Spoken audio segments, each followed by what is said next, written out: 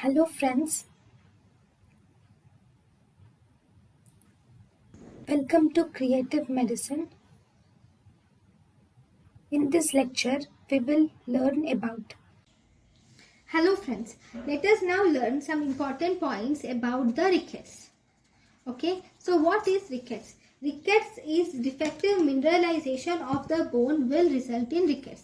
There is defect in mineralization of the bone. Okay, that means there is mineralization. Mineralization is nothing but in the bone the deposition of the calcium is mineralization. Okay, deposition. Calcium is one of the mineral. So deposition of the calcium in the bone, thus helping in growth of the bone, is called as mineralization. So in rickets there is defective mineralization of the bone. So the bone, because there is defective mineralization of the bone, mineralization, that is calcium deposition, is very important for calcification of the bone. That is, for ossification of the bone we require calcium and mineralization. If there is defective mineralization and defective calcium deposition, then obviously the bones are not calcified properly. The bones are incompletely calcified. That means there is softened bones are seen. There will be softened bones are seen. That is one thing. Second, when this defective mineralization occurs before the growth plate closure, if it occurs before the growth plate closure, then we call it rickets. Fine. Now, what are the different causes of rickets? Rickets can occur whenever there is vitamin D deficiency, because vitamin D is required for the calcium to enter the bone.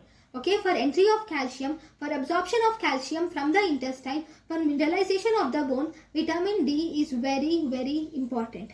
So deficiency of vitamin D can result in rickets. Now, what are the conditions where you see vitamin D deficiency causing rickets? Number one, it can be nutritional. In the nutritional, if the patient is not taking the food properly, then there will be deficiency of vitamin D resulting in rickets.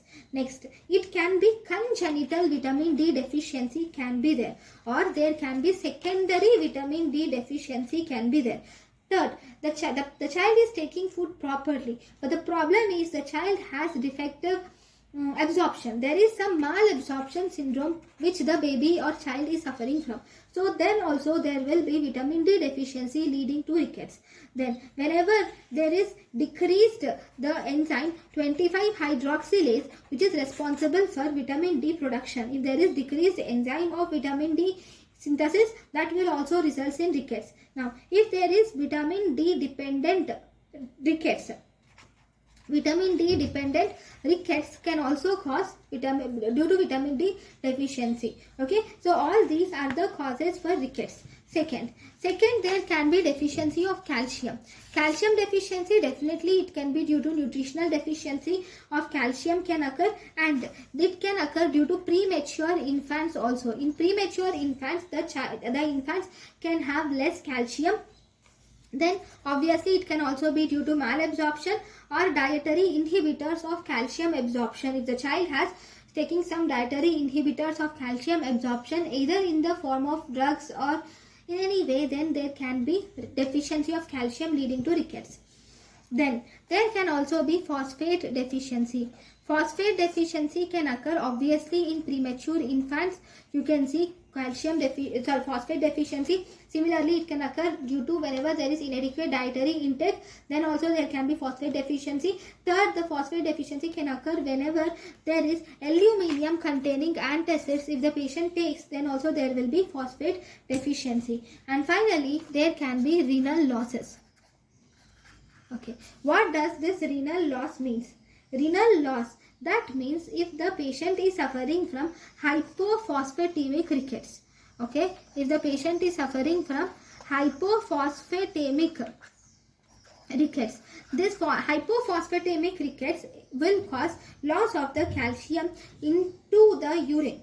So this will also result in rickets.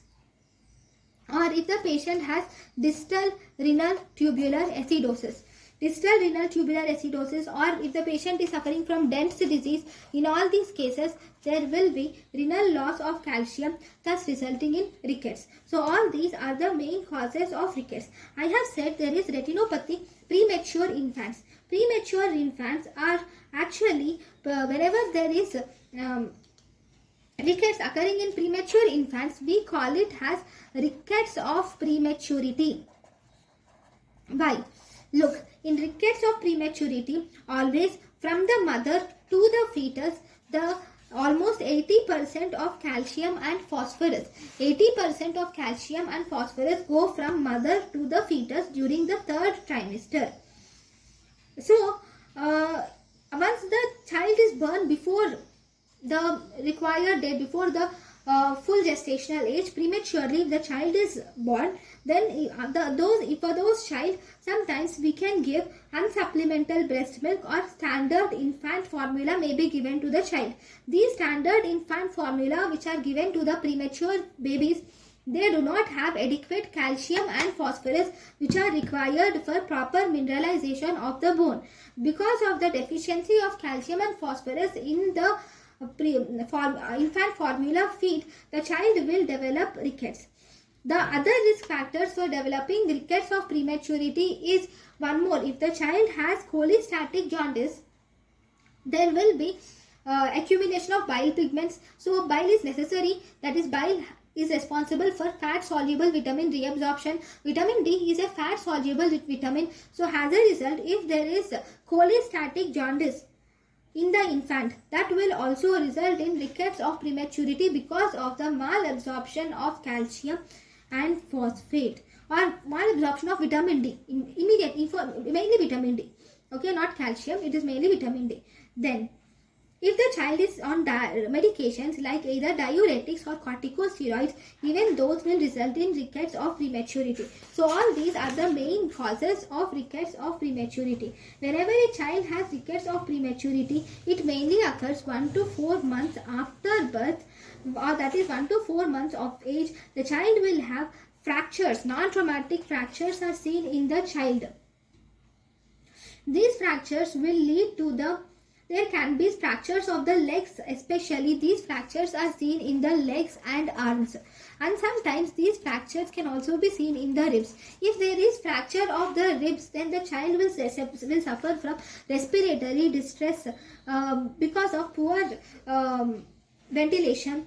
Because of fractured ribs, the lungs cannot properly are not properly oxygenated, and as a result the child may land up into respiratory disease or respiratory distress. So because of this respiratory distress, hypoxia, the child will have poor linear growth also. So all these are seen in rickets of prematurity. Now here what is happening in rickets? So rickets of prematurity is done. Now if you see the actual rickets pathology, the main problem here is failure of calcification of cartilage. So cartilage is not calcified properly. So osteoid tissue is not formed properly. That means there is no proper mineralization. So there is improper calcification, improper osteoid formation, improper mineralization. So the bones are not strong enough to withstand fractures. So they become softened. The bones will be thin, softened. Okay, the trabeculae which is formed or which is present in the bones, those will also become weak. The cortices are weak. So as a result, these bones in the patient with the rickets are more prone to the fractures because of defective mineralization, remember. Then the clinical features. What are the clinical features? So clinical features depend upon the different body parts or different bones. So in the skull, the child will develop craniotabes. So what do you see in craniotabes? Craniotabes is actually softening of the cranial bones. So whenever the cranial bones are softened, now what do you do? The cranial bones have become softened. So when you apply pressure over the occiput, then you can see the ping pong feel of the bone is seen. That means the bone becomes softened, and as a result the bone will it looks like a ping pong ball. Okay, so this is called as craniotabes. Okay, this ping pong ball finding is normally seen in newborn, but here these are seen everywhere in the occiput. On applying pressure over the occiput or parietal bones, you will see this craniotabes appearance. Next, if you see the chest, in the chest the child will develop some at the costochondral junctions. At the costochondral junctions, the child will develop some beaded nodular structures. Costochondral junction widening is seen. So this is costochondral junction widening. These are called as rickets rosary. Remember, this rickets rosary are non-tender costochondral junction widenings. And then the child will also develop a groove-like structure, which is Harrison's groove. This Harrison's groove is seen, which is in the horizontal depression along the anterior chest.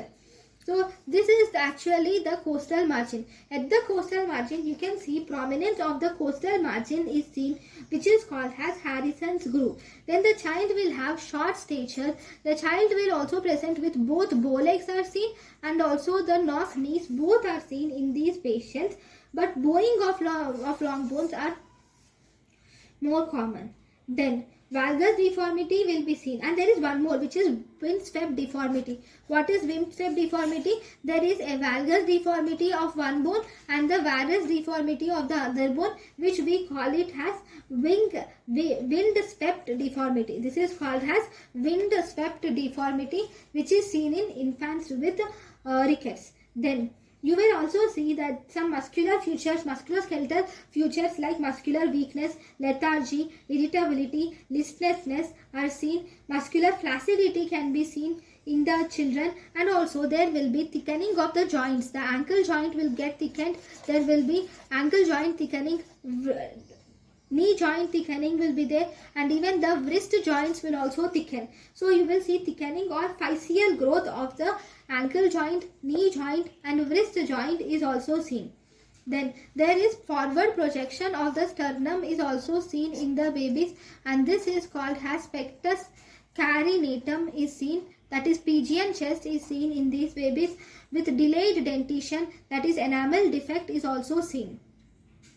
Okay, now if you see radiographic findings, what do you see in the X-ray? In the X-ray, you will see presence of splaying and spraying of the metaphysis. If this is the metaphysis, you will see spraying and splaying, and also cupping of the metaphysis. It is becoming cupping, it is flaying, and also splaying, okay, of metaphysis is seen. Okay, then here this metaphysis looks like brush-like appearance is also seen in the rickets. Next, so this is about the main diagnosis of rickets. So once you have diagnosed the rickets, what do you see? So biochemical investigations. In a case of rickets, you will have to get calcium, phosphorus and alkaline phosphatase. So calcium will be decreased in rickets, and even the phosphorus will be decreased in rickets, whereas alkaline phosphatase is increased in rickets. Okay, in rickets you will see increased alkaline phosphatase, decreased calcium and decreased phosphorus. So what are you going to treat it? How are you going to treat it? Treatment is you should supplement the calcium. Supplementations are given.